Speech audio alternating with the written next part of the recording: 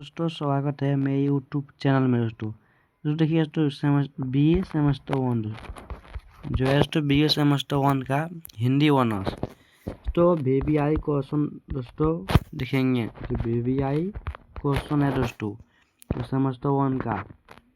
तो देखिए दोस्तों पढ़ेंगे आदिकाल और भक्तिकाल। क्या पढ़ेंगे? आदिकाल और भक्तिकाल का दोस्तों VVI क्वेश्चन देखेंगे, ठीक है। तो क्वेश्चन नंबर 1 देखिए, हिंदी साहित्य के इतिहास लेखन की परंपरा विश्लेषण कीजिए। ठीक है, तो आपको क्वेश्चन देगा दोस्तों, भी क्वेश्चन दे सकता है कि हिंदी साहित्य के इतिहास लेखन की परंपरा का प्रकाश डालिए। पढ़ते इतिहास की मुख्य विशेषताओं पर प्रकाश डालिए। ठीक है दोस्तों, तो इसका आंसर क्या होगा? आंसर देखिए दोस्तों, एक भूमिका हिंदी साहित्य के इतिहास लेखन का भ्रम 19वीं शताब्दी में हुआ था। कब हुआ था? 19वीं शताब्दी में हुआ था। यद्यपि इससे पूर्व भी अनेक विद्वानों ने ऐसी रचनाएं की है जिनमें हिंदी के विभिन्न रचनाएं के जीवन वृत्त कीटव का परिचय दिया गया है। दोस्तों इसका आंसर दोस्तों यहाँ से यहाँ तक हुआ, ठीक है। इसका दोस्तों 2 घासादातासी का इतिहास लेखन। तो इसका दोस्तों हिंदी साहित्य लेखन का प्रथम प्रयास फ्रांसीसी विद्वान घासादातासी ने किया था। तासी ने स्टोवा लिटरेचर एडुडूरी येनुजस्तानी नामक ग्रंथ लिखा। इसका प्रथम भाग 1839 ईस्वी में व द्वितीय भाग 1847 ईस्वी में प्रकाशित हुआ। तो पूछेगा दोस्तों घासादातासी का इतिहास लेखन प्रथम भाग का प्रकाशित हुआ था। तो प्रथम हुआ था 1839 में हुआ था और द्वितीय 1847 में हुआ था दोस्तों, दूसरा, ठीक है। तो प्रकाशित हुआ था, ठीक है दोस्तों। अब देखिए दोस्तों 3 में क्या है, तो शिव सिंह सेंगा कीट शिव सिंह सलोज। तो हिंदी साहित्य इतिहास लेखन की परंपरा में ठाकुर शिव सिंह का ग्रंथ शिव सिंह सलोज दूसरे स्थान पर आता है।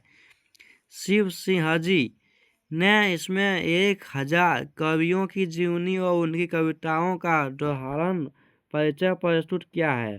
दोस्तों ठाकुर शिव सिंह ने 1000 कवियों की जीवनी और उनकी कविता दोहरान परिचय प्रस्तुत किया है। 1883 ईस्वी में प्रकाशित शिव सिंह सरोज मूलत का संगम प्रतीत होता है। कब होता है? 1883 में होता है, ठीक है दोस्तों। अब देखिए दोस्तों अगला 4 डॉक्टर गिरिसन का इतिहास ग्रंथ। सर एवं गिरिसन 1888 में एशियाटिक सोसाइटी ऑफ बंगाल के विशेष के रूप में the model vernacular literature of Hindustan के रूप में हिंदी का साहित्य हास प्रस्तुत किया, ठीक है दोस्तों। अब देखिए यहाँ डॉक्टर गंजन ने इसमें 1951 कवियों विलोन कलानुसार प्रस्तुत किया है।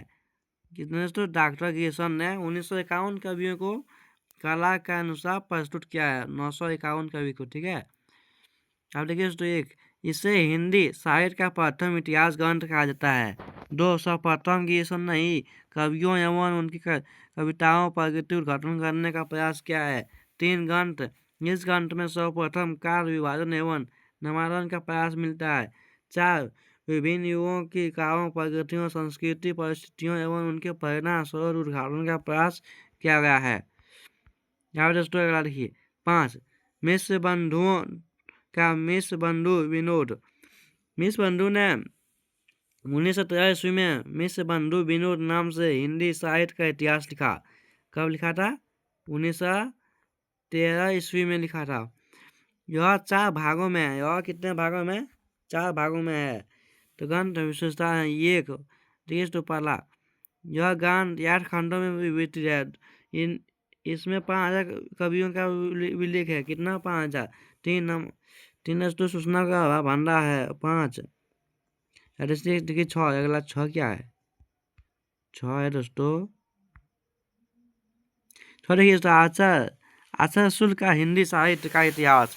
तो हिंदी साहित्य इतिहास के ग्रंथों में शुक्ल द्वारा रचित हिंदी साहित्य का इतिहास अत्यंत महत्वपूर्ण स्थान रखता है। दोस्तों अब अगला हेडलाइन देखिए, शुक्ल जी के इतिहास ग्रंथ के निम्नलिखित विशेषताएं हैं। पहला, समग्र इतिहास साहित्य के इतिहास को 4 काल खंडों में विभाजित किया गया है। कितने खंडों में? 4 काल खंडों में विभाजित किया गया है। पूरे भक्ति काल 4 शाखाओं में बांटकर उसे प्रवृत्ति या धार्मिक आधार पर धारा विशेष के रूप में प्रतिष्ठित किया है। शुक्ल जी की काल विभाजन सरलता निष्कर्षात्मक एवं स्पष्टता के कारण आज तक मान रहा है। शुक्ला जी ने कवियों की संख्या अपेक्षा कवियों की साहित्य मूल्यांकन अधिक महत्व दिया है। कवियों के कारण लक्षण में आधुनिक समालोचनात्मक दृष्टिकोण को अपनाया है। ठीक है, अब अगला देखिए उसका साथ ऐसा हजारी प्रसाद विद्यादेवी का इतिहास लेखन। किसका दोस्तों? हजारी प्रसाद का। विद्यादेवी जी ने यद्यपि को राष्ट्रीय इतिहास प्रस्तुत नहीं किया, लेकिन उनकी 3 कृतियों में राष्ट्रीय संबंध सामग्री उपलब्ध है। ये कृतियाँ, पहला क्या है? हिंदी साहित्य का भूमिका, दूसरा है हिंदी साहित्य, तीसरा तीसरा है हिंदी साहित्य का आदिकाल। ठीक है, अब आगे देखिए इसका, ये आगे है दोस्तों, तो ये आगे देखिए दोस्तों, यहाँ से है। ठीक है दोस्तों, देखिए आगे देखिए, ये आगे है क्वेश्चन नंबर 8। यार देखिए, डॉक्टर राजकुमार वर्मा का इतिहास ग्रंथ। तो सन 1938 में डॉक्टर राजकुमार वर्मा ने हिंदी साहित्य आलोचनात्मक इतिहास प्रस्तुत किया। लेकिन इस ग्रंथ में वर्मा जी ने आदिकाल और भक्ति काल का प्रस्तुत किया है। ठीक है, अब क्वेश्चन नंबर 9 देखिए, लाहौल संकीर्तन का हिंदी का उदाहरण। राहुल जी अपभ्रंश साहित्य के उद्घाटक के रूप में विख्यात है। सिंध साहित्य के संबंध में उन्होंने महत्वपूर्ण श्रद्धापूर्ण खोज को अपने इतिहास ग्रंथ में प्रस्तुत किया है। 10वां देखिए दोस्तों, डॉक्टर गणपति चंद्र गुप्त का हिंदी साहित्य वैज्ञानिक इतिहास। तो गुप्त जी द्वारा 1965 ईस्वी में हिंदी साहित्य वैज्ञानिक इतिहास प्रकाशित हुआ। कब? 1965 में। किसने किया था? गुप्ता जी ने किया था। उन्होंने अपने इतिहास लेखन में वैज्ञानिकता का समावेश किया। ठीक है दोस्तों, अब अगला देखिए, अब अगला है नागदेव द्वारा संपादित हिंदी साहित्य का इतिहास। तो डॉक्टर लांगेर द्वारा संपादन पर हिंदी उत्कटन एवं विषय 12 विद्वानों के विभिन्न लेखों के संग्रह के रूप में विभिन्न विधाओं खंड के विशेष अधिकारी हिंदी साहित्य इतिहास प्रस्तुत किया है। 4 खंडों में विभाजित सत्यास विभिन्न विधाओं एवं खंडों में विशेषज्ञों अधिकारी विद्वान अध्याय है। इसे विवेचन में गहनता है। ठीक है, अब देखिए दोस्तों अगला, आगे दोस्तों, अब देखिए दोस्तों क्वेश्चन 2, हिंदी साहित्य के इतिहास का काल विभाजन कीजिए। फिर से क्वेश्चन 2 है दोस्तों, काल विभाजन की पद्धति के संबंध में आचार्य रामचंद्र शुक्ल ने कहा कि जिस काल के अंतर्गत किसी विशेष काल की रचना की पश्चात हो, उनका नाम नहीं रचनाओं के आधार पर होना चाहिए। इसका स्पष्टीकरण देते हुए श्री रामचंद्र शुक्ल ने लिखा है कि परशु मध्य रचनाओं के अलावा अन्य प्रकार की रचनाएं भी उस काल में आएगी, परंतु वे किसी भी दृष्टि से नामकरण के उपयुक्त नहीं होंगी। अब अगला देखिए दोस्तों, देखिए सन 1050 1375 तक वे गाना का गुणा काल। 2 संवत 1375 से 1700 तक भक्ति काल। 3 संवत 1700 से 1900 तक लिट्टी काल। 4 1900 से अब तक आधुनिक काल का ग्रंथ काल। ठीक है, अब देखिए तो वे ग्रंथा काल।